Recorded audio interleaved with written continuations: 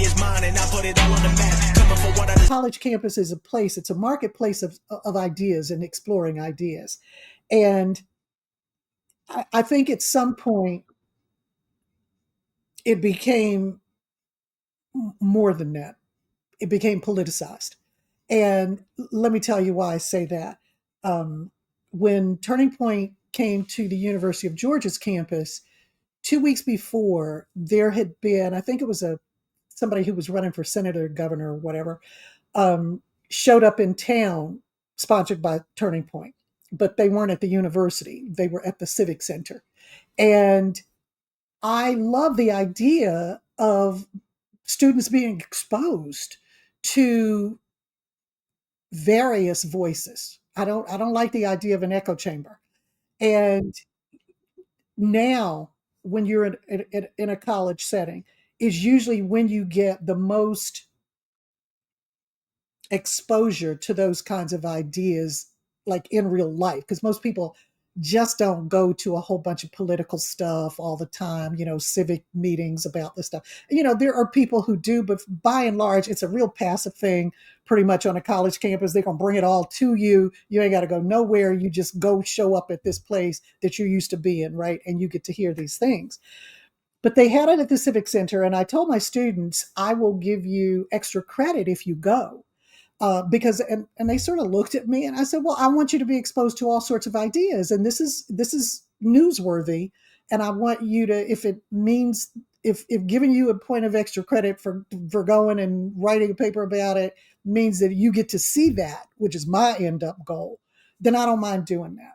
So they went, and they were really shocked at what they saw, which was a surprise to me. Okay. Now, it's the University of Georgia. Georgia is a red state. Georgia is traditionally, since the passage of the Civil Rights Act, that's when it started, a Republican state. And it started in response to the passage of the 1964 Civil Rights Act. And when Lyndon Johnson, who was president at the time, who signed it into law, he knew, he was from Texas. He knew we have lost the South for a generation because I did this. But he thought it was important enough to do it. His life story had told him, his experience had told him this needed to be done. When he did it, this is now the second generation. Okay, it's 60 years ago. So he thought he was going to lose them for a generation. A generation is 25 years. It's now been more than 2.5 generations that he has lost the South because he signed that Civil Rights Act. So my students tend to be fairly conservative, sometimes really conservative. I also taught in the College of Business, which is not the same as the College of Arts and Sciences over in theater somewhere, right? Which offended me when I first came and somebody said it, thinking the people over in the theater are more liberal and all of that. Well, the experience is, it really is true. College of Business tends to be much more conservative. It's about business, it's about making money, capitalism. That's a different vibe. And then there's me in the College of Business teaching law, when those did not go together. So I told them they could get extra credit. They went and sort of came back. Their papers showed that they were kind of shell shocked. In fact, two of my students who did not know each other said to me, when they were telling me about the experience, they had written the papers and submitted them, but and this was separately, they didn't even know each other, said, I was just sort of shocked. And I said, why? Like, this was just an event you were going to. And he said, well, I grew up around people, and I thought this would be like old home week. This is literally going to be the easiest extra credit I have ever done. Because, like, folks, I know this territory. And I said, well, what happened? And, that was fine with me. He said, everything I had ever heard about who Democrats were. He said, both of them said the same thing. I come from a Democratic or Republican town. I grew up with these folks. They're in my family, my friends, everybody. This is what I'm surrounded by. This is why this was so comfortable for me that I knew this was going to be fine.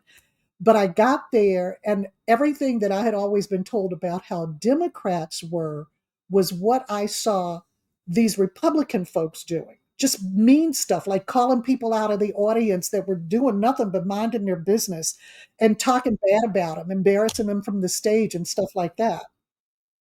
So they said, I don't know in good conscience if I can change all the believe what I believed before, because I now know different, which is the scary thing, and why you see them now going after universities, because that experience broadens you and teaches you things that you may not have known before.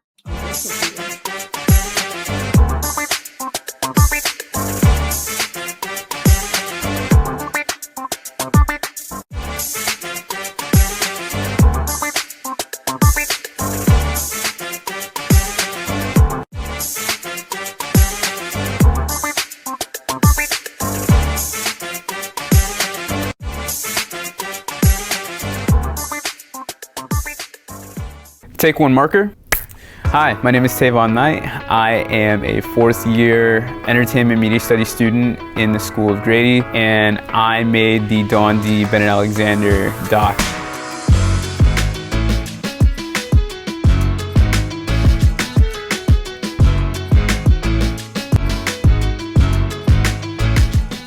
Everything that you see on screen, it's weird, is something that probably at one point was kind of in my head, and then in my hands with the camera, and it's a pretty good experience.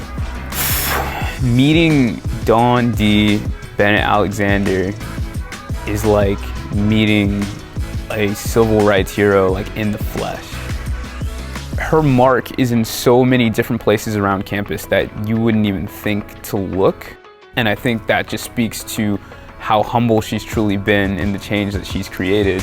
When I went over to her house to interview her, the interview itself took 4 hours. So while we were interviewing, she has 3 like baby kittens, and at first, we were going to kind of let them out and just kind of keep them in the frame and everything like that. But after a while, they started kind of getting at the camera gear, and they were getting at me. I probably looked like a nervous wreck. I was just so like, gotta make sure that this shot is good. But in that interview, she really told me kind of like where she's from, who she is. And I feel like even though it was a 4-hour long interview, I got the opportunity to like know her on a different level than I've ever known any other subject that I've worked with before. One of the difficult things about shooting with Dr. Bennett-Alexander during this time is that she's so known for her work with people, and she's so known for her work with students. However, it just wasn't safe for us to, bring her in when, the school had people, on campus walking around, or, even like to talk to a single person. Not only that, she had been quarantining till we shot this. So the way that we did it, we went to the Terry College on a weekend when nobody was in there, and we shot her essentially moving through the space to kind of convey this feeling of reflection. I've done this, I've been here, this is a mountain that I've helped climb, conquer, build, everything. A lot of pressure, a lot of work, a lot of thought went into the making of this piece, but easily the most rewarding piece that I've ever done, because I felt like I was telling the story of like one of my heroes. It's weird because before I would never have called myself a filmmaker. I had no idea like how to shoot, how to edit, put together a call sheet, like speak to talent. I had no idea about any of that. But now that I'm at this point in my college career, making things like the Dawn Bennett-Alexander documentary, I am confident in saying, yeah, I'm a filmmaker. And this project was a very, very big stepping stone in me realizing that I have the capabilities to graduate and do things just as powerful as it and more. So, now it's a cut.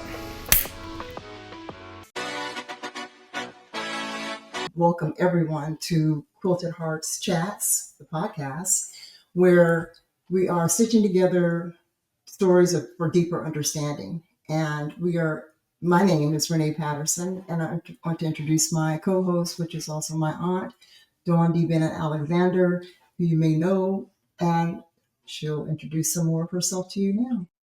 Yeah. Hi, it's me, Dawn D. Bennett-Alexander. Some have called me the DEI Queen. It's not a name that I created, but it's okay if you use it. And our whole purpose here is to bring understanding to DEI because it ended up being on January 20th, 2025, on the cutting board, or on the cutting floor, with our present president was inaugurated.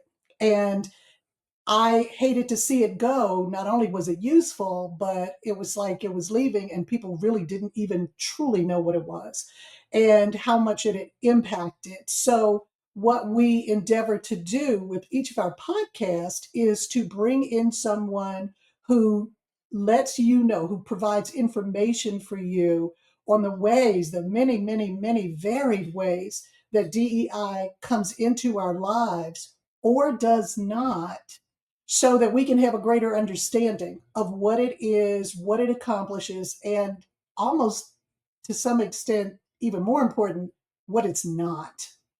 And today we have as a guest Tévon Knight, who is going to tell us about how it interfaces with the world of videography and film. And I have to tell you, Tévon is a very personal guest for me because when I got ready to retire from the University of Georgia, I was shocked to find out that they wanted to do a video on me. I had been there for 33 years. I came there with the idea because the president who I interviewed with asked me to help move them forward with the idea of being more inclusive as a university. It is the University of Georgia is the oldest land grant institution in the country, chartered in 1785. And it was not until 1961 that the university, by court order, which it still fought, was able to let in Black folk.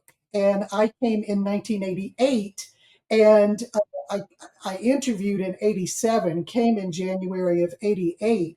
And at that point, let's just say they hadn't moved a whole lot farther since 1961. Okay, and it was 1988. And it has done, by the time I retired, just an incredible job of moving forward and becoming one of the country's top spots for that sort of thing. And, I find myself hesitating to even say top spots for DEI. But the truth is, that's what it was. And it needed to be because they had excluded people for like 176 years or something. So being able to create especially for a state institution who everybody's taxpayers pays the money for, an environment that includes everyone and everyone feel included and like they're a part of the university and they belong there. And that's not just empty words. Somebody said to me the other week as a kid, I didn't realize I could come on campus. It's a public institution. Of course you can come on campus, but that's the legacy that we had as it being a place for sort of people that did not include people that look like anybody on this screen. So when I got ready to retire, having helped the university get to that point, I was shocked to find out that they wanted to do a video, and absolutely delighted. The president knows me. He was delighted. I was delighted to find out that Tévon, a student in the College of Journalism, was going to be responsible for doing the video. I didn't even know what that meant. It's like, I don't even understand what you mean, do a video on me. I've never heard of such a thing. And Tévon ended up making this just incredible video that I cannot believe my long guy's there. Do you hear him? Okay. He's leaving in a second. But Tévon ended up making this really wonderful video that took our conversations and the information he was providing and just, as far as I'm concerned, created a masterpiece. And I think he was sort of surprised, because we talked for 4 hours and this video is only, 4 minutes or something. So a real worry about what was included, what was left out, whether the pieces that he included were dealt with the right way. And one of the reasons that I had him come on was not just that he did that video. That wouldn't have been okay with me. What got him sitting there in front of the camera for you is he said, there just aren't enough of us in filmmaking, and I want to make a difference. I want to create films. And I said, really? And he said, yes. And this was almost 5 years ago. Mm-hmm. And we have stayed in touch ever since. And I told him I was absolutely honored to be able to one day be able to say, oh my God, you got this wonderful award. And I was the first video you ever did. So, Tévon? So at that point, say, welcome, Tévon, right.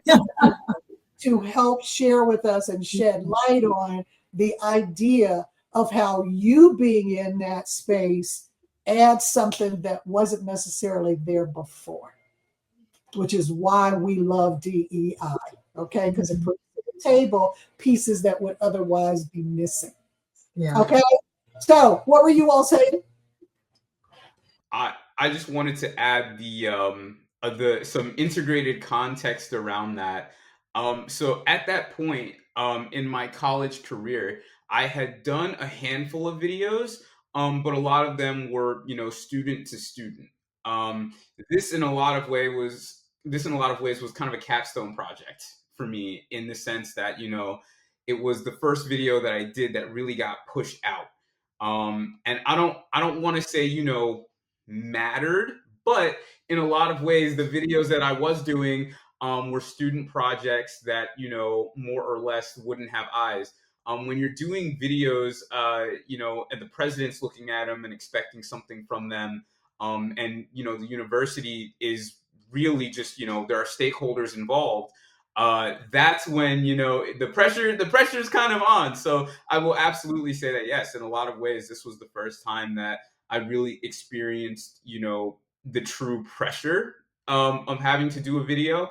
But I'm so grateful. I think that in a lot of ways, me doing that project when I did it informed the work that I'm doing now and the approach that I take to it now. So I'm so happy that I had an opportunity to do it. And I had an opportunity to meet you. So thank you guys so much for having me on. I'm very appreciative. Yes. And I say, and yeah, right, that New Orleans idea of you give them a little bit extra, you give them 13 in that dozen donuts instead of just 12. You ended up doing a video, as it turns out, about doing the video. And when you gave me the video, when you released it, you had extras in there for me because you did separate videos that were based on sort of the outtakes. So you did one whole video just on me and quilting and how it was important to me because of my ancestors, which I had no idea was coming, had forgotten about that part of the conversation. And this was such a blessing to get from you. So to me, those were some of the best parts of it, right? And that was the extra stuff. Yeah, and that's the kind of thing that when you went back over your stuff, I can imagine, Tévon, because you captured everything, right? When you were doing your conversation, her movements, her responses, her clear pleasure and glee that she takes from doing the quilting had to come across while you were talking. And I'm sure that when you had to go back over that to do the making of the making of the video, you came across all those things that you just couldn't fit in to the minute, the 4-minute video you had to make. And then you got a second bite at the apple. And don't we love that? Because that just means you can just do so much. It becomes richer. It becomes much more emotionally filled than the original, because now we got your thoughts and we have her thoughts. And you can put both things together to see, which is why whenever we get that kind of thing from Hollywood that has the making of the making, and, we always just go at that with ferociously because it's got so much more information in there than we had from the original. So I'm so glad that you were able to get that together. Both videos are just wonderful. I mean, and the aesthetics of your video, beautifully, beautifully videographed, videographed for the occasion. And I love And your so transition. incredible to see it done and to go from what you're saying, Renee, the process that, what's this going to look like, which, I have no idea of, right?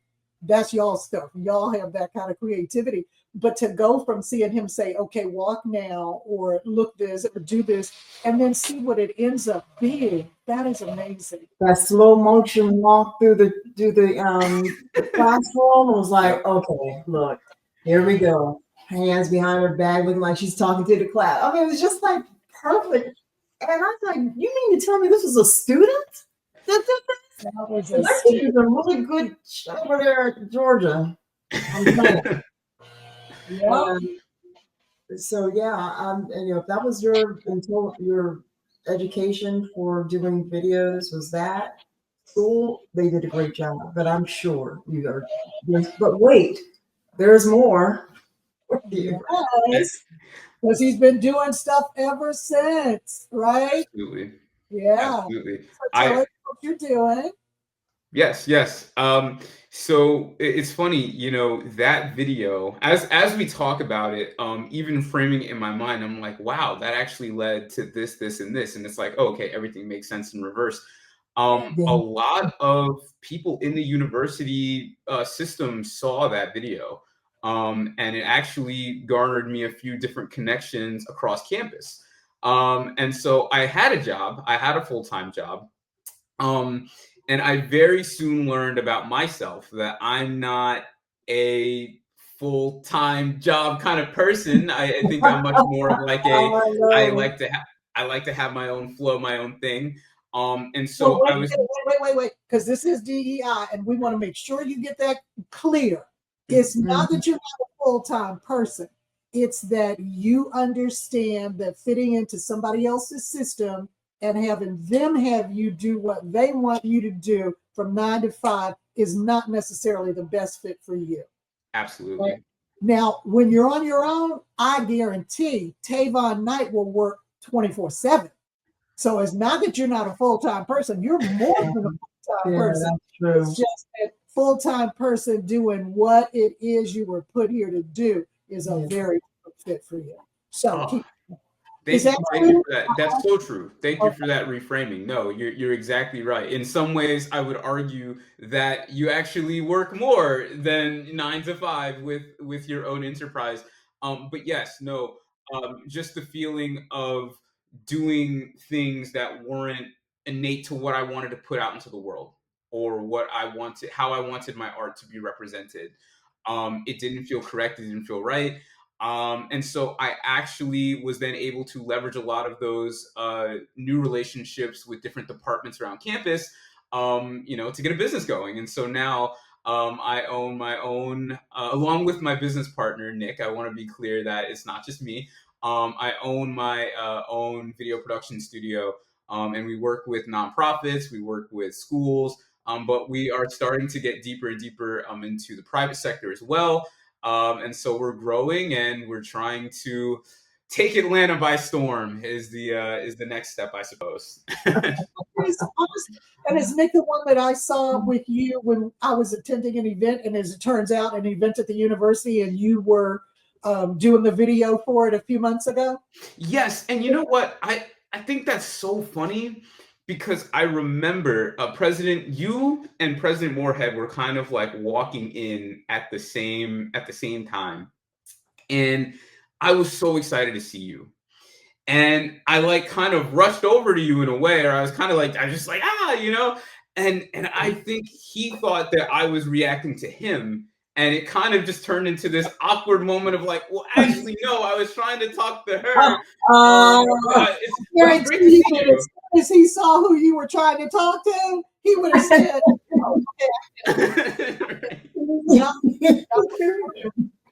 Right. Yeah. I think back on that because I'm like, man, that's just a testament again to like, I have the president of the university that, I tend to and still do plenty of work with, in front of me. and I'm trying to get to DBA. I'm trying to talk to Dawn D. So, but of course, no shade to Jerry Moorhead. I love you, Jerry Moorhead. We'll make sure we put that in and I'll highlight it. You said that in my head because the creativity part goes. Because they went in for the kiss, and then it was like, oh no, you got rebuffed. That's the way. That's funny. Yeah. I think it's because I've been watching a lot of dating shows, reality TV dating shows. So there's a lot to choose from right now. I don't blame you. There's a lot to choose from. Oh my God. So Tévon, you have your own business. Are you operating out of Atlanta? Yes. So I actually live in Gwinnett because right now we're trying to. People from all over the world will be seeing this. So it's like a suburb of Atlanta. Yes. So Gwinnett is in between Athens, where the University of Georgia is located, and Atlanta. And the idea right now is that we still go back and we still do a fair bit of business in Athens, but we're really trying to grow in the Atlanta metropolitan space. And so, that's our current goal right now. And we're still doing very similar kinds of videos to the short doc that we produced. So it's going good. It's going good so far. Tell us what you bring to that space that you thought, I should do this. This is something I want to do because I think I have something to add. Something that I often reflect on, and again, I want to be clear, this is I'm not trying to throw shots at anybody or anything, but this is just the fact of the matter. When we met, I was a student worker in the Office of Marketing Communications, at the University of Georgia. I believe I was the only Black person in that space, in that office at the time. I think there may have been one other, and she may have gotten phased out before I really started, doing independent projects and such. But I was also the, only Black person on the video team. I think that it's so interesting because as I was learning from my mentors and I was understanding, the way that they think about video and the way that they think about storytelling, I had, just a different lens. Not through effort, not through trying, but just by the simple fact that, I was a Black man and they were not. And, from there, that philosophy continues, to this day. I have many projects where I am afforded the luxury of working with people who look like me, sound like me, and understand what I'm trying to portray. And there are a lot of times where I'm working in spaces that there are not people that look like me. But oftentimes I find that it's those spaces where if I throw out an idea in terms of creativity or in terms of presentation, or even simply in terms of just like, hey, this scripting doesn't really include, thinking about women or thinking about the LGBTQ space or thinking about just different communities outside of the one that they are targeting. It's like, oh yeah, that's a good point. I think that me being a minority in a lot of spaces allows me to make sure that we are speaking directly to minority groups, and do so in an authentic way, not do so in this, we got to make sure we tick the boxes, but really make sure that as we portray messages and as we help, brands build their identity, they're speaking to everybody. They're speaking to all walks of people that they want to have as a part of their enterprise. Tévon. Oh my God, is that the essence of what we are talking about or not? It is incredible. And it's really, when you put something out to the world like a podcast, it's so important to make sure that you connect the dots for people, because just like what you said about being in those spaces, you bring something different. The same thing happens when somebody's looking at a podcast. So there may be pieces that they don't necessarily know. In those spaces, there are folks that are perfectly willing to fill it in with a bunch of nonsense, right? So when you say they aren't in the space, I'm the only Black person in the space, it's not just that a Black face is in the space. The truth is, in our country, based on race, by and large, your experience, and race is not the only thing, but your experience tends to be a very different one. Okay. That's why the research shows that if you just look at somebody's zip code, they can tell you a whole lot about their life. Okay. What the health system is like there, what the school system is like there, whether grocery stores are like, whether they are there, whether there's a bunch of fast food there, by the zip code alone. Okay, so when you talk about bringing yourself to that space and the importance of being there, you really aren't just saying, I'm a Black man, and because of that, you're going to get more with me. You're saying, based on what you, the client, wants, what you've told me you wanted, I understand that you're sitting there at that table creating this, you being the client. You have your experience that you bring to it, but that may not fully encompass everything that you've told me you want to reach for. Right. And I'm willing to stretch you out to see how you can reach those other people that you simply may not know how to reach, because that's just not in your experience. It's Right. not stupid. It's not that you're hateful. It's not that you're racist. It's not that you're sexist or misogynistic, homophobic. You simply don't have that as part of your reality. Right. And I can fill that part in for you and make this more of you want. Now, the ridiculous part of that is that doing that ends up being called something negative, including stuff like woke. Right. Okay? If somebody comes to you and says, we want our product to be all over, and this is our concept of what we want the video to see, and because of your experience, that video is not going to appeal to me. I'm not even going to be looking at that, okay? Because it's left me out altogether. Or other people that that fit into those other groups like women and LGBTQIA folks, then you are able to say to them, your concept is fine as far as it goes, but what if we do this to appeal to that group? And not appeal in the negative sense, but appeal to them because that's who you want to reach. If you want to reach me, then you're going to have to give me something that makes me feel like you are reaching out to me. That's what you're bringing to the table. Right. That is not And a that- negative thing. Yeah, That's but not also, politicization. That's wanting that world to reflect for that client what it is that they are asking for, but simply may not know how to get because they're limited by their own experience and knowledge. which is why having your marketing degree and all of that experience in marketing also helps build the argument that not only am I talking about something I have as a connection to other venues of our diaspora of people, just human beings, but I come with this information too, how to reach people, how to get to the very people you're looking for. This was my education. So you're standing on all of that. And I don't think you can take one without the other. This has to be something that you work with when they hire you. They're getting all of that out of you. I hope that you're charging like that too. You're not trying to impose anything on them. You are dealing with what they want you to do. What you have told me your vision is when you called me in, and I'm seeing that your vision can be expanded some to get more of what it is you want. And that's a really important piece to say, because a big part of the misconception about DEI is that it somehow imposes on people unwillingly the idea that you need to have this or this. I got an email this morning.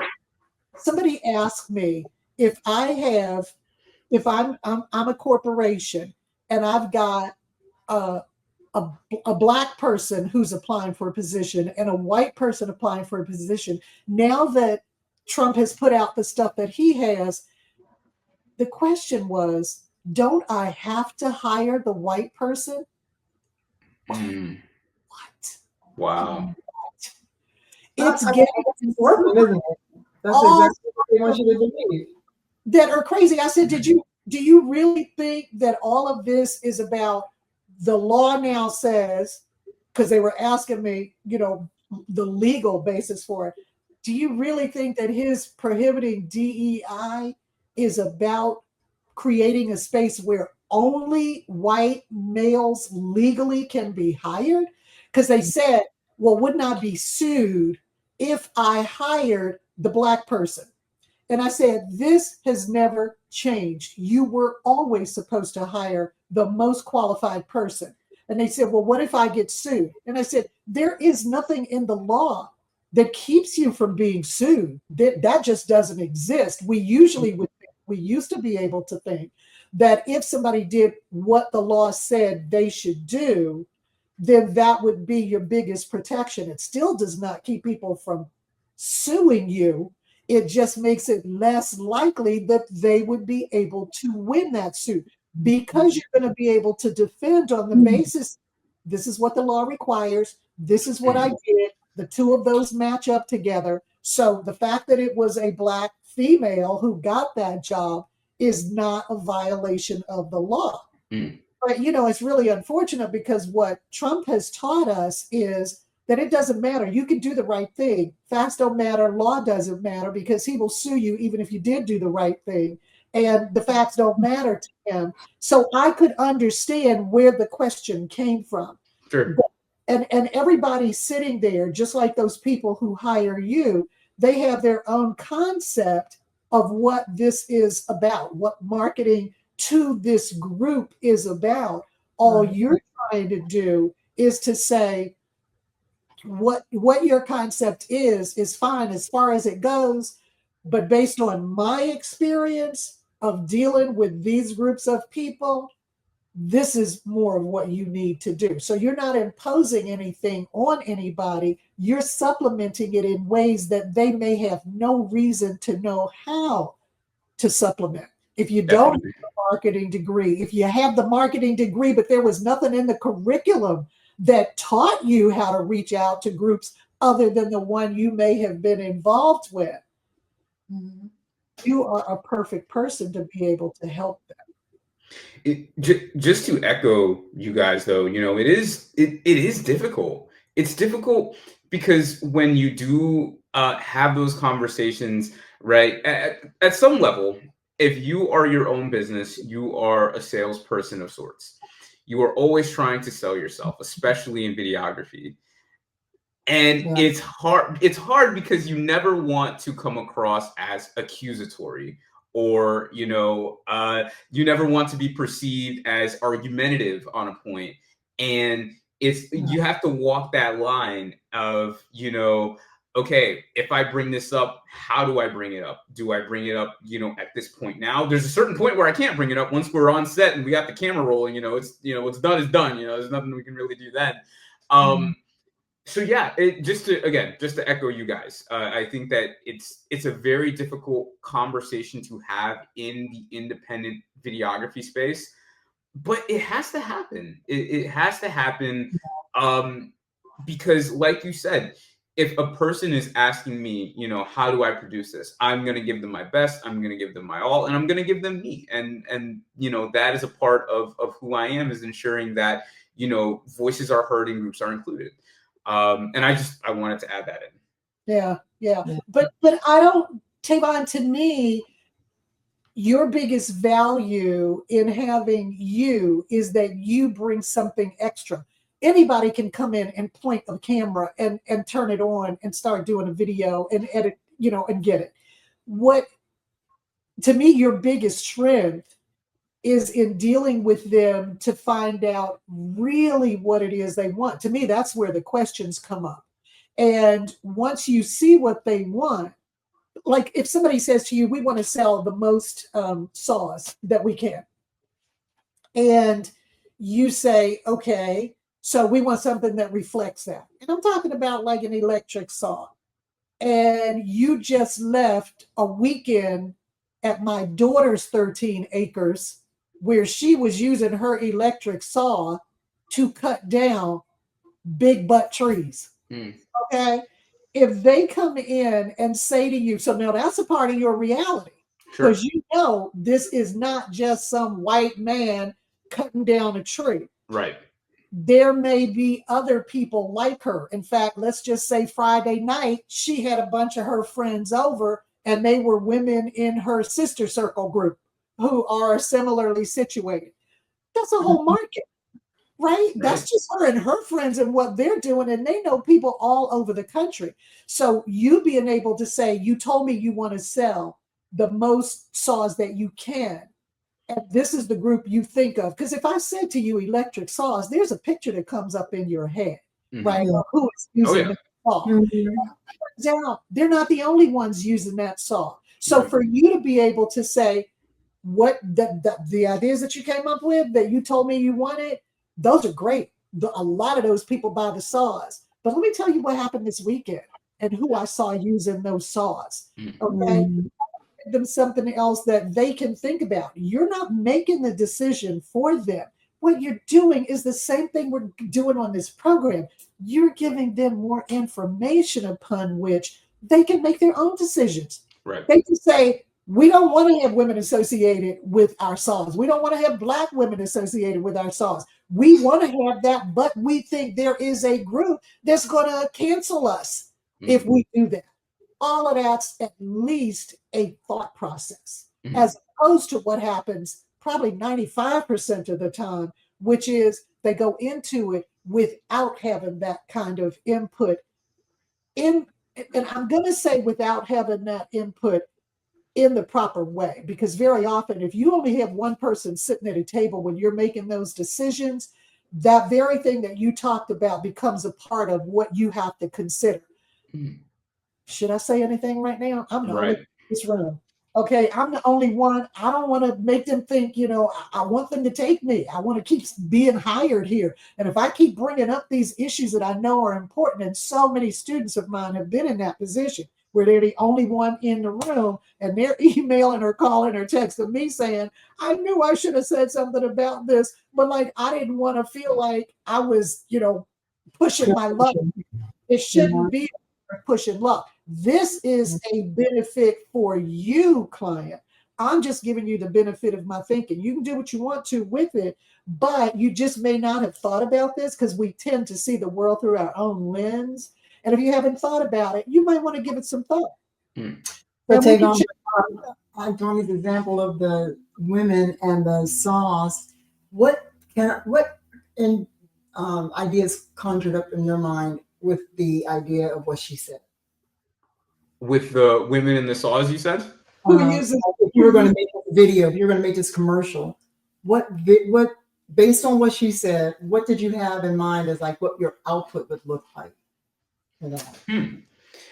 I think in essence, so I'm a big, I like vignettes. I like to do things in multiple scenes. So it's not even necessarily a cohesive narrative as much as it's funny enough, I think that this goes in line with the podcast, showing a bunch of different people using the saws in a number of situations.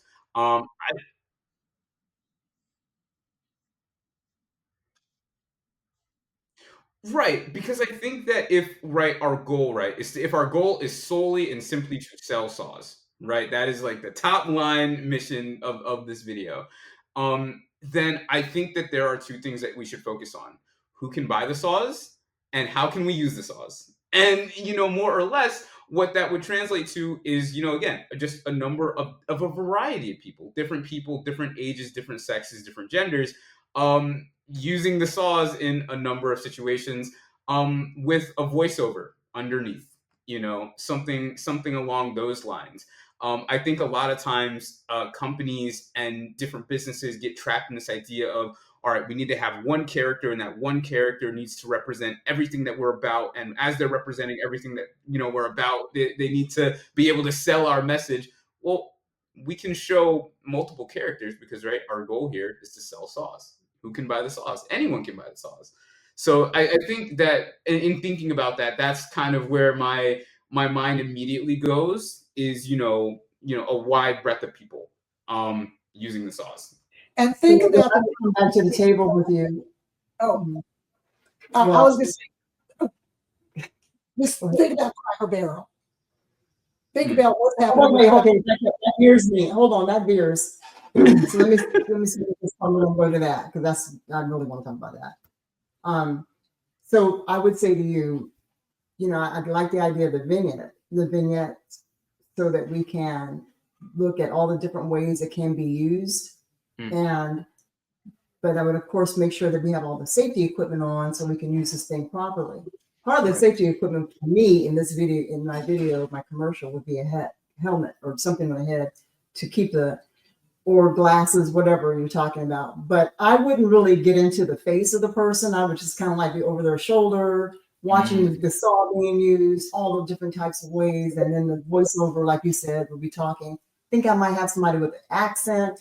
I don't care if it's country, whatever, just somebody with an accent that picks up that makes it kind of, who's talking kind of thing, because people don't always watch, right? Sure. So then I would only at the very end, I would show the saw, like, that sexy kind of look with the saw where it comes up from the bottom and you get to see it all nice and glistening clear and beautiful. And then it goes all the way up, and then the person is holding it, brings up the thing and takes off their helmet and shakes their hair, and it's this beautiful woman. I love that. I love that. And how you've done all of what they said they wanted with everything in there, and no one had to say a whole lot of words to get that done. Right. Because the saw is supposed to be the focal point, right? Then now you show that what you thought was going to be the end wasn't the end. And again, just added perspective here. I love that we are in a similar path but have different ideas. I think that the problem with working with a lot of companies is that there is, more or less a person that exists in that company, but like it's kind of everybody, right? Like I'm not trying to say specific genders or sexes or races or anything. But if you exist in a mindset where nobody brings different ideas to the table, then you come out, everybody's like, oh, I had that idea too. Oh, that's a great idea. Oh, I love it. And there's no challenge. There's no diversity. There's nothing. It's just kind of more or less the same media. Vanilla. Yeah. Right. Yeah. So I just wanted to point that out. Say that because the person that sent me the communication this morning said, the reason I'm asking this is because I'm worried, because I want that diversity that you just talked about, all the different ideas. I want that, but I'm afraid to hire for that. Isn't that interesting? That if you keep if you basically hire the same person, okay, just 20 versions of it, that you're not going to get that kind of input that makes it look different so that it can reach out in a way that you really want it to, that a diverse group research shows is more able to get you where you want to go. Okay. If you don't have that diversity of thought, then you're going to end up with that vanilla. So back to your point, Cracker Barrel, go, and then Target, go. Unbelievable, because they have for all this time, since I think they started in 72 or something, they have used that idea of the guy standing there by the Cracker Barrel to attract a certain group of people. Now, other people have come into Cracker Barrel, me being one of them, okay, that doesn't resonate for me, right? It resonates for the group it resonates for.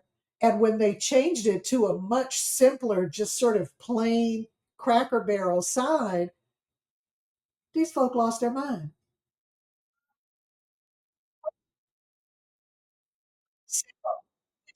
Nothing to do with trying to exclude people. We just want a simpler kind of look to it, right?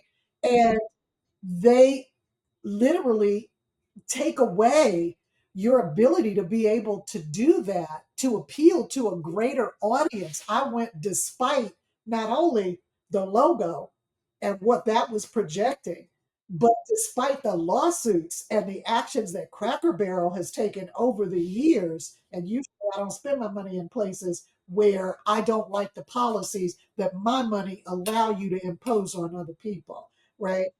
But occasionally I would go to Cracker Barrel, that group that we're basically appealing to, which given the tenure and tone of the social media backlash against its logo tended to be conservative and white, given that they were on Tuesday, this is Thursday, on Tuesday, Cracker Barrel said, okay, we'll take it back. Mm. You don't even have the ability to try to reach a broader audience for a public thing. This isn't private, right? This is a restaurant that's at virtually every darn highway stop, right? You don't even have that because people get locked into that unified, only one, this is what we want and nobody else should be here in this world kind of view. Mm-hmm. And it's like over now. because if what you want is the money for people eating your food, the kind of foods you serve, then why wouldn't you want to appeal to everyone in that group of people who eat the kind of food that you serve? Right. Why would you only want to appeal to one sort of rural feeling kind of group for whom that logo speaks? One of the key things I wanted to make sure I said at some point during this discussion, just because again, as I was thinking about how I would present myself on the podcast, and what are things that I want to have known, marketing and media, I would argue, is the most volatile field for DEI because everybody consumes. And if people consume things that are foreign to them or they don't like, they will make it known. I've seen just scrolling on Twitter or Blue Sky, I've seen comments where people, it'll be like a Subaru commercial. And it's like a black family like sitting in the car. And, the commentary around it is, well, why do we have to DEI, da, da, da, da. Black people can't buy Subarus? Like, it's ridiculous.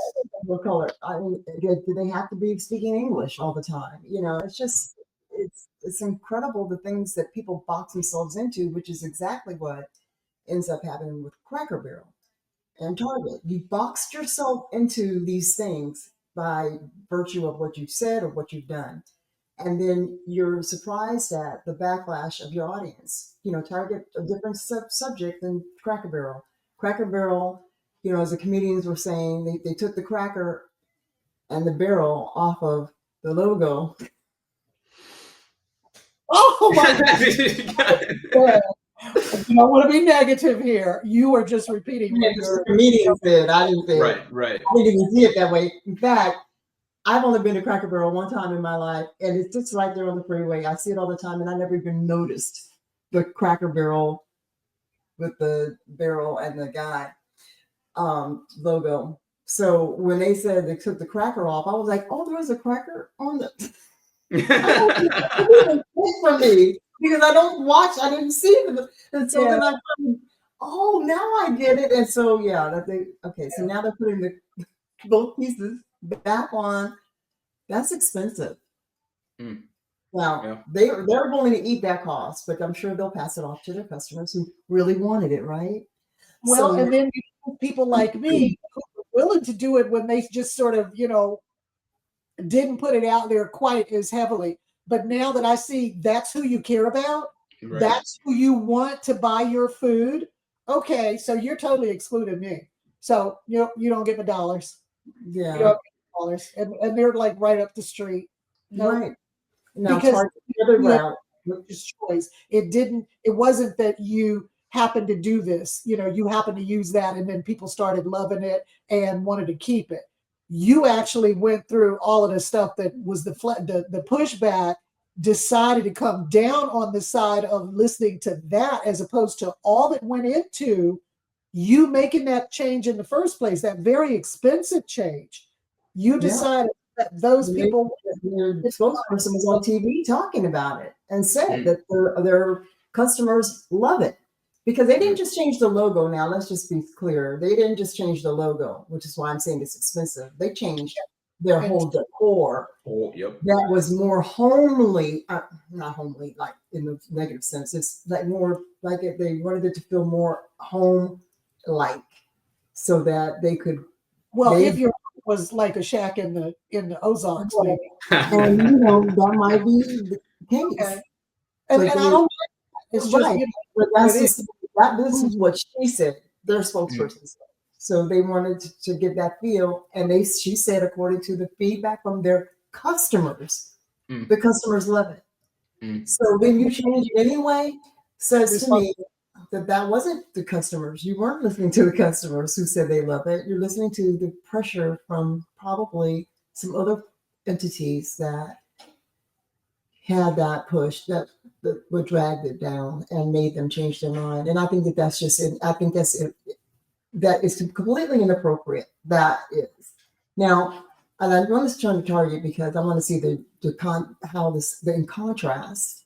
You have a company that was working for been in business for a long time, have had this change in their business or their business look, and then the pressure of whatever it is that came down on them made them change their business model back to something that they said wasn't working. Okay. Then you've got Target, who has lost money, so much money that you would think that they would make some different decisions. Well, because they themselves had decided to reach out to that community, embrace that community, and then took it. Yes, absolutely, Yep. because that was performative. Now we know that. Yep. And so now that we're shut up. Yeah. And it's just like, no, we're not going to, because now Donald Trump said we didn't have to. So they put their stuff on hold before they were even asked to do it. But as opposed to Costco, right? And no, we can't spend it. My thing was Target. Target and Amazon got me through COVID, because they were just very simple and they would always be right. They would work. They get it. They say to be here by 10. There it's here by 10. Always. But then when that happened, I said, okay, I have to go with the fast, and did. And now look at them. They're still not making any changes except for the CEOs stepped around. What they do, they put the CEO as a COO and made the COO the CEO. So they just did some deck change on the Titanic. And and now they're going down, and I sad to see that happen, because Target was, like I said, very special to me for somebody who really needed to have that heal.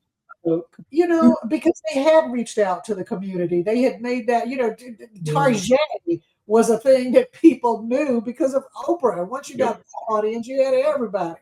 But backing off, just like you said, it was like, oh, that was performative. You were just performing that. You didn't really mean it, because before you even had to, you totally threw over your DEI stuff. Of course, they would argue they didn't totally throw it over, that they were just doing it a different way. But it's like, okay, well, how's that working for you? Yeah, not very well.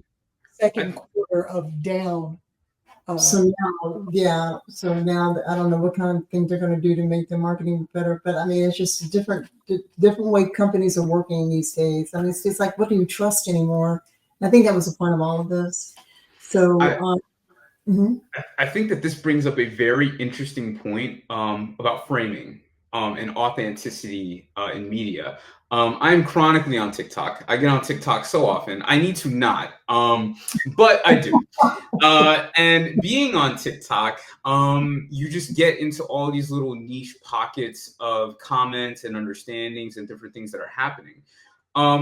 Everybody, the consensus on TikTok is that Target's TikTok particularly is not doing well. People are not engaging with it. People are not commenting on it.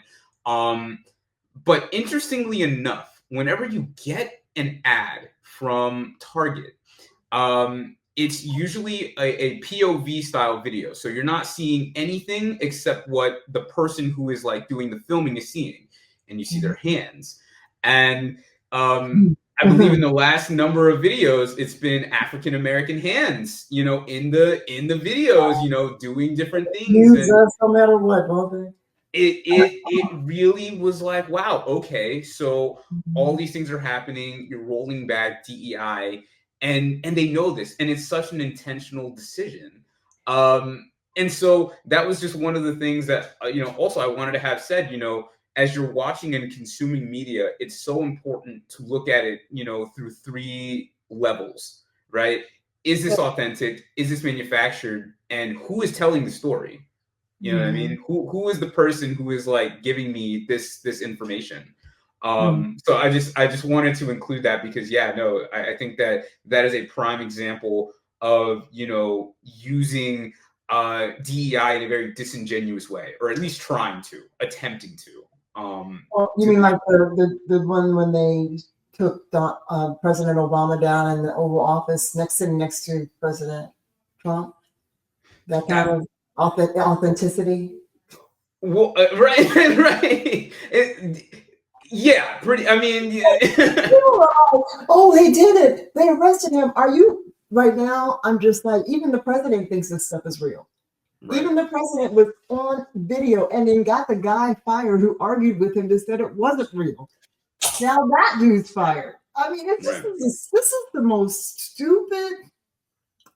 This is like being in 3rd grade and not getting picked for the kickball team, right? Then you gotta wait till they keep asking, and I'm gonna pick her, I'm gonna pick him, and you're down to the last 2, and when they pick that last one and you're still standing there, they just have to take you.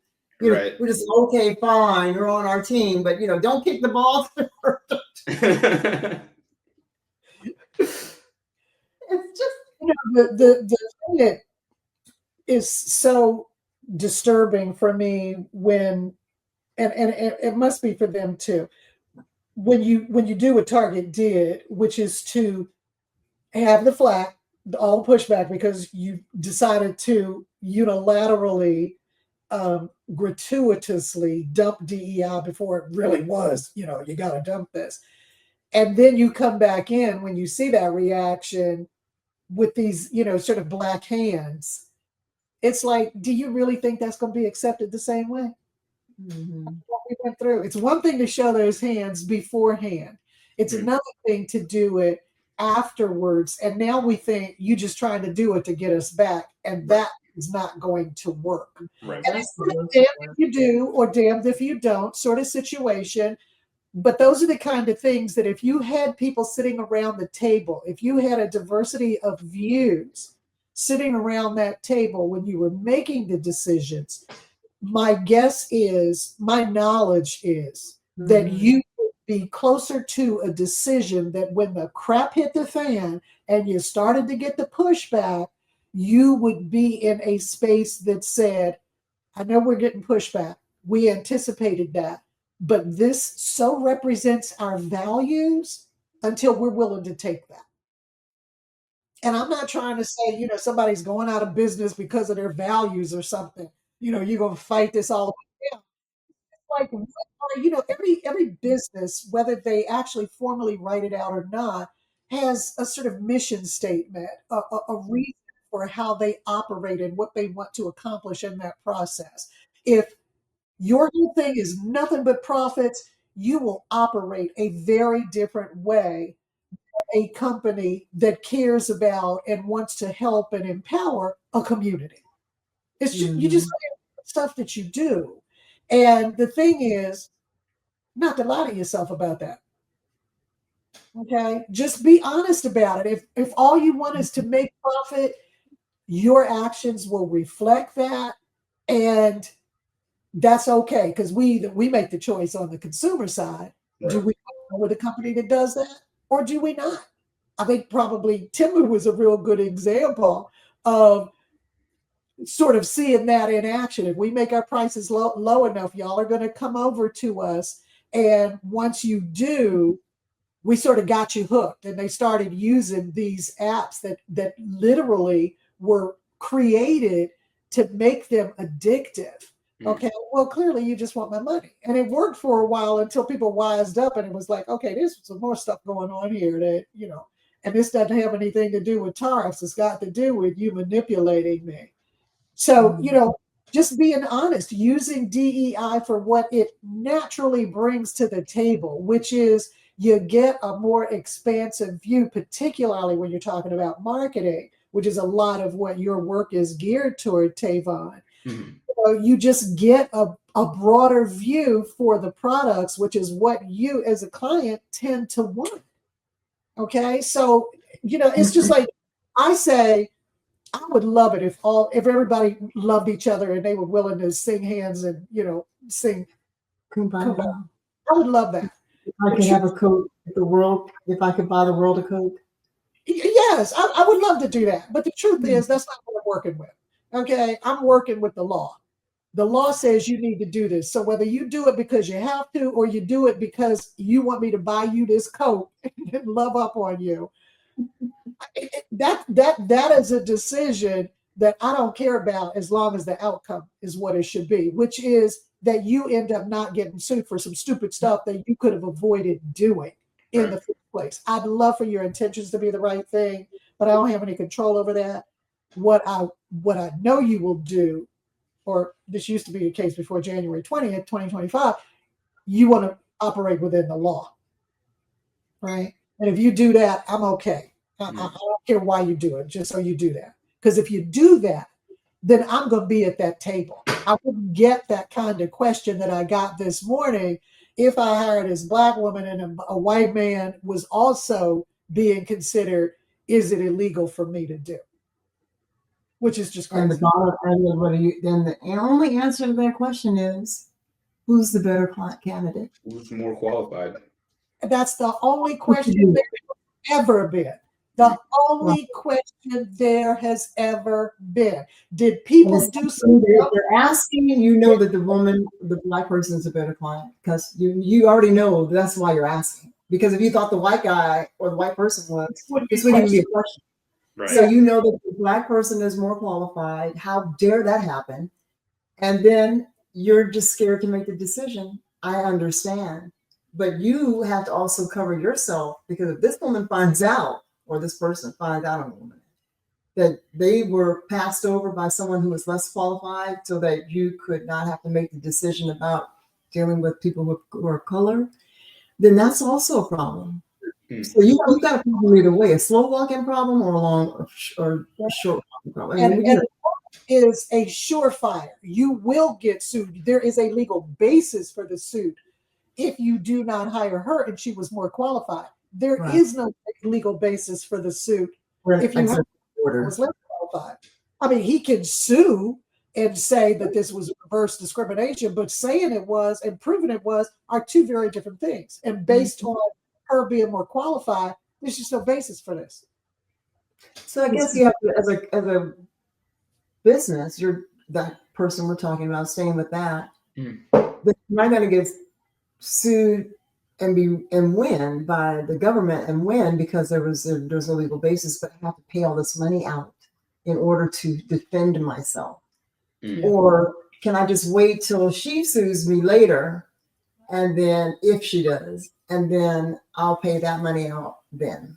I'll worry about it. The other part of that cost is one of the reasons you wanted her was because of what she brought to the table. That diversity of views that you now don't have. So that's also something that you're losing.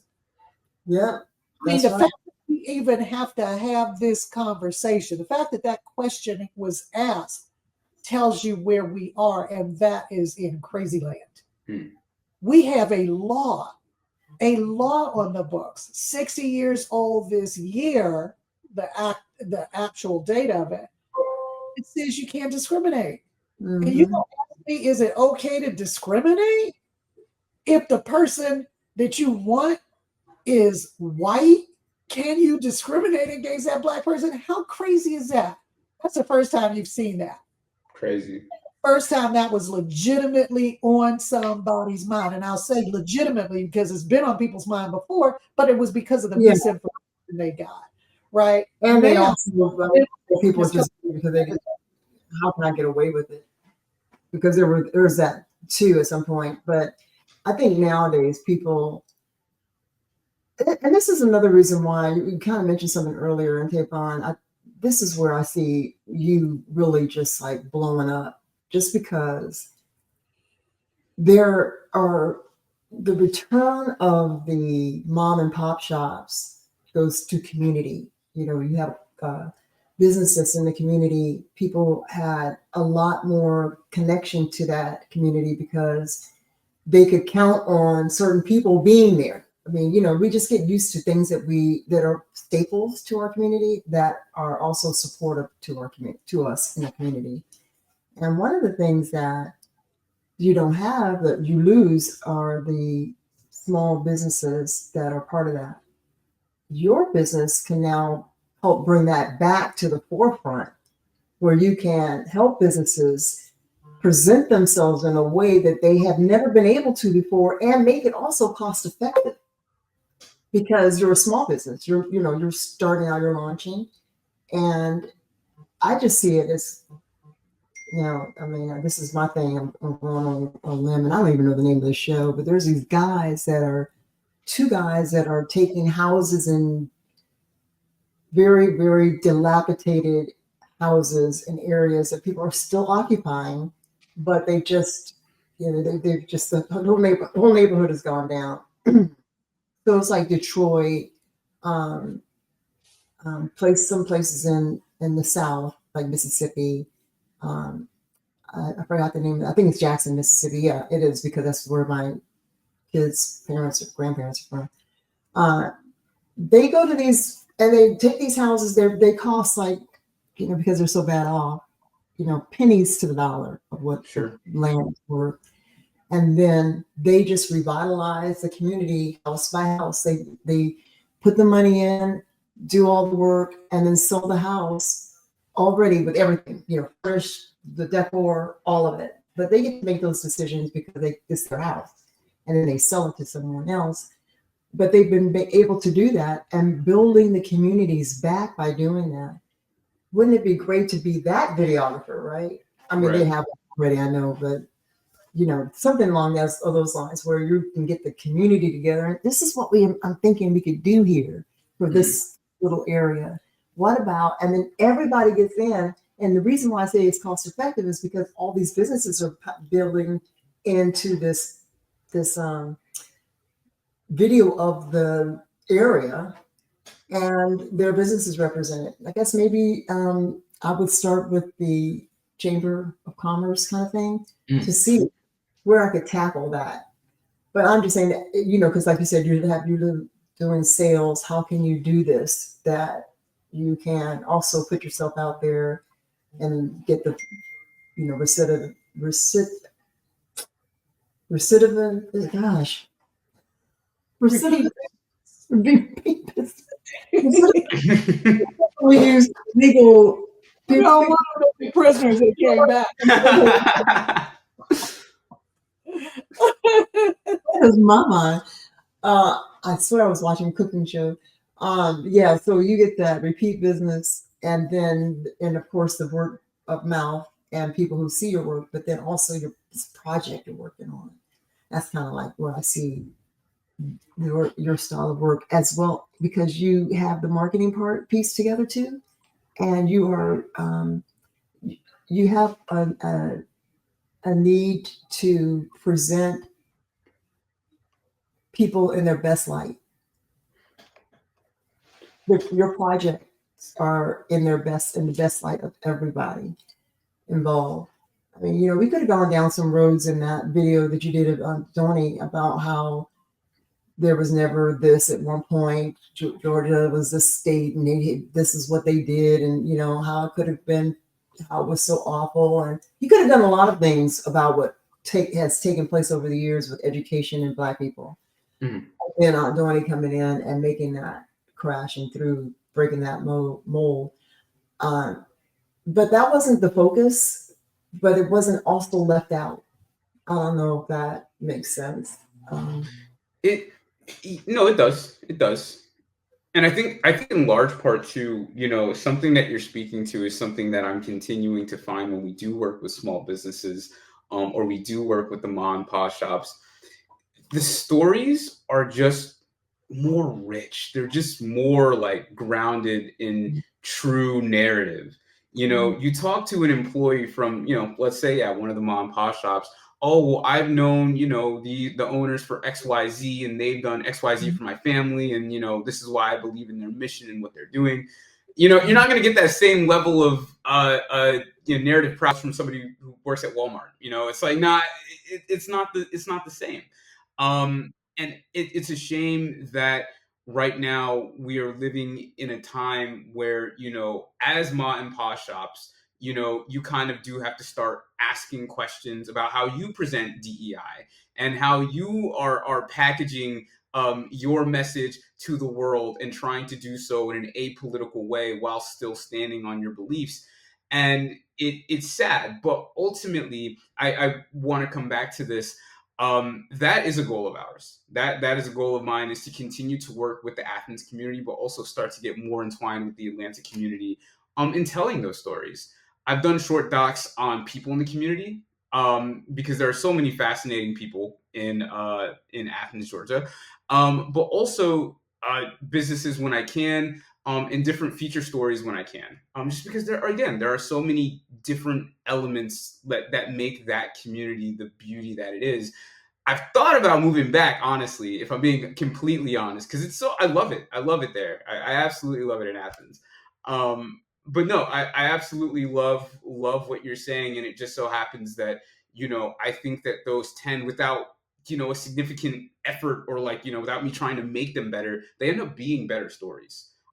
There's a much more human element to them than when you're working with a corporation. Not to say that, you know, I don't like, you know, working with corporations, but, you know, that being said, I do like telling good, rich stories that people can relate to and people can see themselves in. So no, I absolutely love what you're saying. Sure. I love that as what you bring to the table, because think about it. There's a big difference between somebody who feels that and somebody who just says, what is it that you need me to do? Okay, we'll go do that.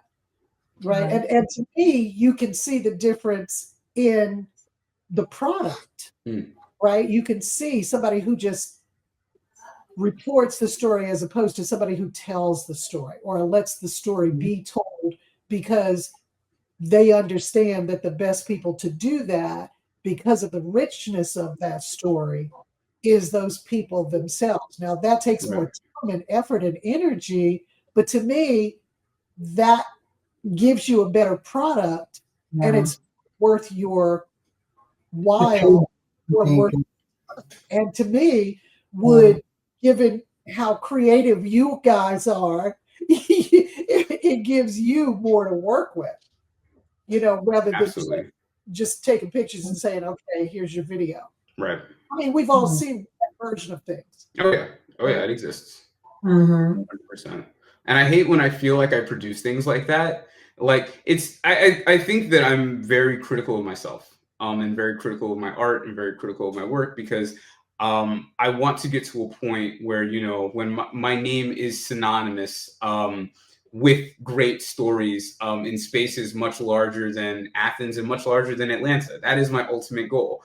And I think in order to do that, you know, you have to critique your work in such a way, you know, to ask, all right, well, why is this bad? And don't get me wrong, I know that a lot of times there are different things that I can do, but sometimes it really does lie in the subject, in the characters. You know, does the character have a character? Don D, you're a character. There are some people who, you know, don't have that level of, you know, character about themselves, that just don't bring, you know, and oftentimes those stories, right, come through when you're, you know, again, asking somebody at Walmart, hey, you know, I want to know a little bit more about, you know, what drives you to come to Walmart. Oh, this is my first part-time job. I'm 16. I'm just trying to, you know, like who cares? Like, so. How to get to the prom? Yeah. What happened? I said, my dad said I had to have a job. Right, exactly. Right. So I think that, you know, you saying it matters. It absolutely matters, you know, who is in the framing of the story. And don't you see domestically either? I'm talking about internationally as well. That's the goal. After this, I have to send you guys a documentary. One of the first documentaries that got me started. It's called We Live This. It's about young men. I want to say it was produced maybe like 8 years ago. And what they do is they dance on the subways of New York City. Like they turn like the subways into like their own stage, you know. Yeah. It's so magnificently shot and produced. And I can't believe I've never thought to share this with you, You DBA. see it or you saw it? No, I saw it. I think when you see it, you'll be a lot like, oh, okay, I can tell that this really inspired Tévon, because I think that a lot of my work looks and feels like it, or at least I try to get it to. But yeah, I don't know. I want to share that with you guys when we're done. I need to make sure I do I that. wish you would. Yeah, Please do, because it helps. Do you want to just keep making docs, or do you want to go into, feature filmmaking? Where do you see yourself? So as of this current moment, my biggest goal is to continue to build up the company, and more or less continue to find different clients to work with. In the end, though, I do want to be a documentary filmmaker. I think that, though, in a large way, I know that I just said, oh, I want my work to have a level of notoriety. But what's even more important to me than that is that my work is my work. I think that a lot of, great media companies do a lot of, good work in terms of documentary. But I also, again, like going back to that idea of trying to fit into, the 9-to-5 box where somebody tells you, hey, you're going to do X, Y, Z, and then you go and you do it. As an artist, that's just, I think, never really been what I want to be. So even more than that, if I'm just an independent documentary filmmaker and, I can just put my stuff out online, and maybe if a media company picks it up, if Netflix wants to buy it, I'm not going to stop them. But no, in all seriousness, I think what's most important to me is to continue to make art, and my video company has allowed me, you see all the equipment behind me, to do that. So continuing to build that up, and then, hopefully one day getting to a point where maybe if we have, a number of videographers who work for the company and continue to make revenue for the company, I can pursue more personal projects. Mm-hmm. Yeah, Did we get everything on there? I'm sorry? Your 2 pages of notes, did we get everything? Oh, man. Funny enough, we gave some notes about coming into this podcast. I think he wanted to make sure that he included. So I'm checking to make sure you had everything that you had on your notes. What's hilarious is literally right here, one of the big, like, bolded stars, bring up Target story. So I'm happy that somehow we got to the Target story, if nothing else, because I really was, looking into that as a talking point to, speak about media and DEI. But no, we got most of it. We got the majority of it, surprisingly enough. Just through talking. Is there anything else you want to make sure we hit? Great mind. Anything else that I want to make sure that we hit? Well, I think that when we kind of got the pre-questions for the podcast, and the last question was, call to action. I really didn't know what I would say for a call to action, because ultimately I didn't really see myself in this space of, I need to think about DEI. And then when I signed up for this podcast and I really started to sit down with myself and ask myself, okay, what am I even going to say? What am I going to do? And it's like, oh, well, okay, I guess I do oftentimes bring these perspectives. Oh, okay, I guess I do oftentimes try to create, space for people on the screen, through verbal and nonverbal cues. Okay, so I guess I am a part of the DEI world. Never mind. Okay. But funny enough, going back to the Target story, I really think, again, it's very important, to ask yourself, where is the media I am watching coming from? We are living, I think, in a time where not only is there just a lot of just disinformation out there, AI is putting things in a position to where anybody can be artistic enough to make anything look believable. And so I think that a critical skill that, I had to learn, and I'm encouraging other people, my age and younger to learn, really, is just ask yourself, who is framing this narrative? And what might motivate them to frame this narrative in such a way, because that's what media is. Media is storytelling, and people oftentimes, you go to a movie, you'll say, "Oh, that's fake. Oh, that makes me happy. Oh, that makes me sad." But you might see things that are going on and happening in real life and apply, those same feelings, which is understandable. But again, who is framing this? Why are they framing it this way? What do they have to gain? Do they have anything to gain from me being afraid, or from me thinking that there is a perceived threat? That's so important. It's so important to ask yourself those questions. So yeah, that would be my last thing that I just want to make sure I absolutely get out is please, be critical of everything. Be critical of the people who feed you the media that you consume. Yeah. Absolutely. Do you have what's the name of your company? Oh, the name of my company is CV House. So that's CV House, and you can reach us at CV House Video on Facebook, Instagram. Our website is cvhousevideo.com. So yeah, CV House Video. Okay. Wonderful. We'll make sure to put it in the notes Thank for you. people to be able to just click on it and get to you. I appreciate it. I appreciate it very much. Thank you so much. Yeah. Right. Tévon, thank you so much for doing this. And plus I got to see you again, and that was wonderful. Yes, absolutely. I've Before really you go, enjoyed. I'm sorry. Go ahead. No, you're all good. You're all good. I just was gonna say I very much enjoy speaking to you guys, but also listening. And just being a part of the conversation has been very rewarding. So I really appreciate you having me on. Oh, thanks, Tévon. I have 3 questions before you go. Got to get your information. Yes. What's your favorite color? My favorite color. I haven't been asked my favorite color in what feels like forever. I think that I am like really big on like gold right now. Gold or like yellowish orange. Mm-hmm. Yeah, I know what you mean. Something about it's like took a new look for me. Yeah. I just kind of passed stuff up before, and now all of a sudden it's like, oh. Okay, so what's your favorite movie? My favorite movie. Oh, okay. So you think as a videographer, I would have that like on the top of my head. I'm like, going, you the same mind, love you mine. Oh man, my favorite movie. Oh man. Okay. I think that this is going to sound this is like I feel like completely like out of like left field. It is a 2015-16 movie. I forgot exactly when it came out. The name of it is Baby Driver, if you guys are familiar. Okay, excellent.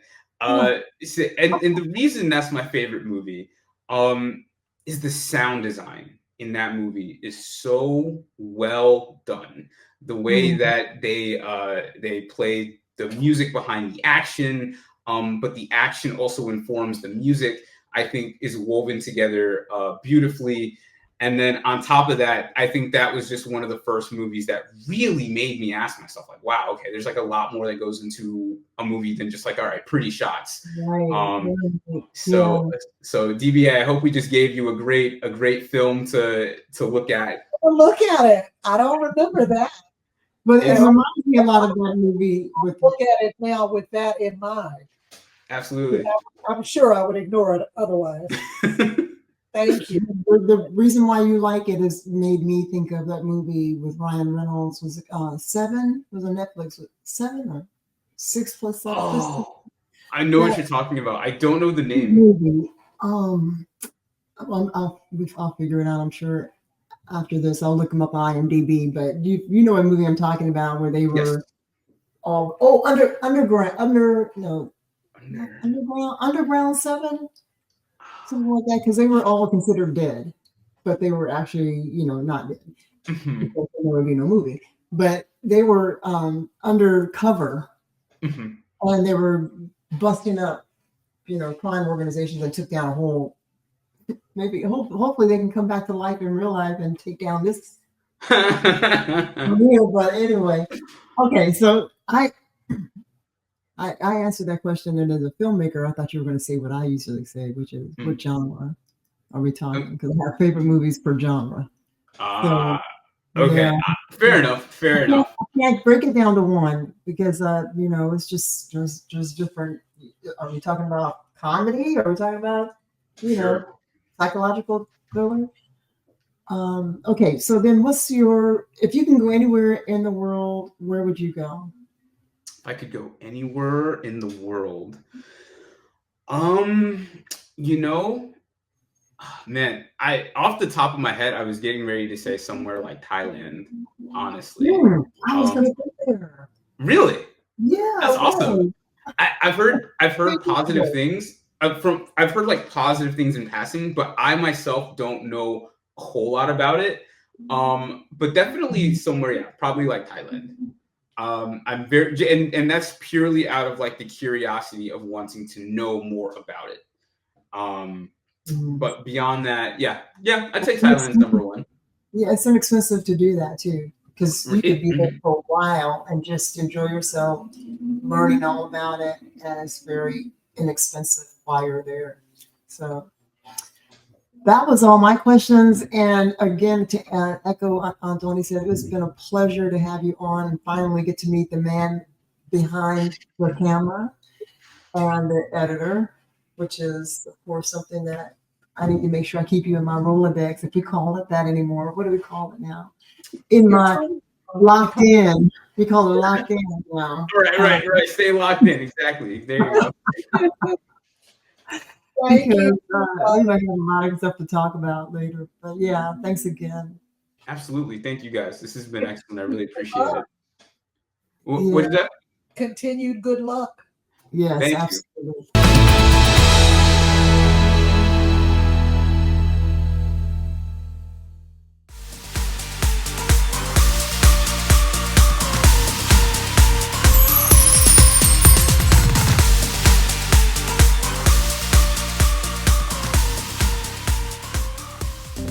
I came to the university in January of 1988, and I'm leaving in February of 2021. I've been here for 33 years.